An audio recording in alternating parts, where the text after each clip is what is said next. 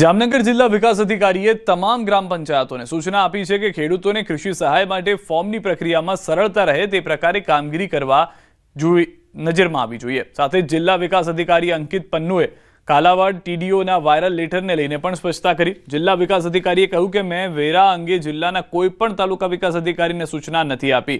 કૃષિ સહાય પેકેજના ફોર્મ ભરવા માટે આવનાર ખેડૂત પાસેથી કોઈ પણ પ્રકારના વેરાની વસૂલાત ન કરવા સૂચના આપી છે। બધા ખેડૂતોને સરકાર તરફથી તંત્ર તરફથી કાલાવાડ તાલુકામાં અને જામનગરના બીજા પણ તાલુકામાં છ તાલુકામાં વગેર વિલંબ આપવામાં આવશે અને વેરાના કોઈ ઉઘરાણી એના સાથે નહીં થશે। मुख्यमंत्री हर्ष संघवी राजकोटના કાગવડ ખાતે આવેલા ખોડલધામ ખાતે પહોંચ્યા હતા। નાયબ મુખ્યમંત્રી બન્યા બાદ તે પ્રથમવાર ખોડલધામ આવ્યા, જ્યાં તેમનું ગાર્ડ ઓફ ઓનર આપીને સ્વાગત કરાયું। નાયબ મુખ્યમંત્રીએ માં ખોડલના દર્શન કરી ધન્યતા અનુભવી। અસરગ્રસ્ત ખેડૂતોને માં હિંમત આપે તેવી પ્રાર્થના કરી। ચેરમેન અને ટ્રસ્ટી મંડળ સાથે બેઠક યોજી। ટ્રસ્ટીએ કરેલી વૈદિક લગ્નની પહેલને બિરદાવી। કહ્યું, આનાથી સામાન્ય પરિવારો દેખાદેખીના ખર્ચથી બચશે। હર્ષ સંઘવીએ ધાર્મિક સ્થળ પરથી રાજકીય કે સરકારી ટિપ્પણી કરવાનો ઇનકાર કર્યો।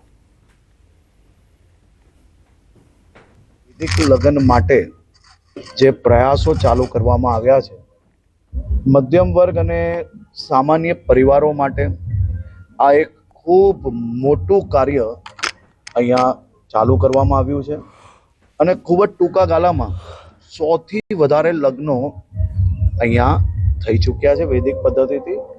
આનાથી સમાજમાં દેખાદેખીના કારણે જે ખર્ચ છે અને સામાન્ય પરિવાર જે ખર્ચમાં ડૂબતો હોય છે એને એમાંથી બહાર નીકળવાનું ઉત્તમ કાર્ય કરવામાં આવ્યું છે। જીઆઈડીસીમાં પ્રાથમિક સુવિધાના નામે મીંડું છે। જીઆઈડીસીમાં અનેક નાના મોટા ઔદ્યોગિક એકમો આવેલા છે, તેમ છતાં અહીં રોડ રસ્તા સફાઈ સહિતની સુવિધાઓનો અભાવ છે। બિસ્માર રસ્તાને લીધે ઉદ્યોગકારો સહિત કામદારો તેમજ માલવાહક વાહન ચાલકોને ભારે હાલાકી ભોગવવાનો વારો આવ્યો છે। ઉદ્યોગકારો ફરિયાદ કરી રહ્યા છે કે ભારે ભરખમ ટેક્સ ભર્યા છતાં સુવિધાઓ મળતી નથી। અસુવિધાના કારણે ધંધા રોજગાર પર અસર થઈ રહી છે। તેથી ઉદ્યોગકારો સહિત કામદારોએ તાત્કાલિક સુવિધાની માંગ કરી છે। જો કામ ન થાય, વેર ન ભરવાની ચીમકી પણ ઉચ્ચારવામાં આવી છે। જાતની સુવિધા નથી। દરેક જગ્યાએ અમે અરજી કરેલી, કલેક્ટર ઓફિસે, મામલતદાર ઓફિસે, જીઆઈડીસી ના પ્રમુખ છે સુમિત પટેલ ને, જગદીશભાઈ મકવાણા ને, બધાને અરજી કરેલી છે, પણ કોઈ પણ જાતનો કોઈ જવાબ જ નથી કોઈ જગ્યાએ આપતા।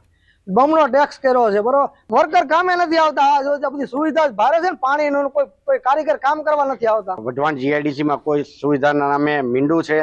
અહીંયાના મહાનગરપાલિકા જ્યારે બની અને 10 મહિના થવા છતાંય સુરેન્દ્રનગરમાં કોઈ વિકાસ જેવું દેખાતું નથી। ગટરના પાણી બહાર નીકળે છે, કોઈ યુનિટ વાળા બહાર રહી નથી શકતા।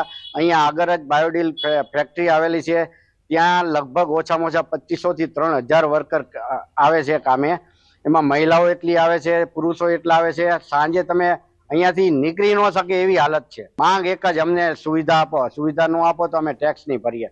સુરેન્દ્રનગર શહેરના વઢવાણ ખાતે આવેલી જીઆઈડીસી સુરેન્દ્રનગર જિલ્લાની સૌથી મોટી જીઆઈડીસી પૈકીની એક જીઆઈડીસી છે। આ જીઆઈડીસીમાં અંદાજે 1500 થી વધુ અલગ અલગ યુનિટો આવેલા છે 4 ફેસમાં, પરંતુ આ જીઆઈડીસીમાં છેલ્લા 25 વર્ષથી સુવિધાના નામે માત્ર ને માત્ર મીંડું હોવાનો સ્થાનિક જે છે વેપારીઓ દ્વારા તંત્ર પર આક્ષેપ કરવામાં આવી રહ્યો છે। અગાઉ સુરેન્દ્રનગર નગરપાલિકા હતી, ત્યારબાદ જે છે એ મહાનગરપાલિકા બનાવવામાં આવી છે, પરંતુ મહાનગરપાલિકા બન્યા બાદ પણ સુવિધાના નામે માત્ર અને માત્ર તંત્ર દ્વારા આશ્વાસનો આપવામાં આવી રહ્યા છે। ત્યારે આગામી સમયમાં જો તંત્ર રસ્તા જેવી પ્રાથમિક સુવિધા પૂરી પાડવામાં નિષ્ફળ નીવડશે તો ઉદ્યોગપતિઓ દ્વારા વોટ નહીં, ટેક્સ નહીં અને તમામ પ્રકારની જે છે એ બહિષ્કાર કરવાની ચીમકી પણ ઉચ્ચારવામાં આવી છે।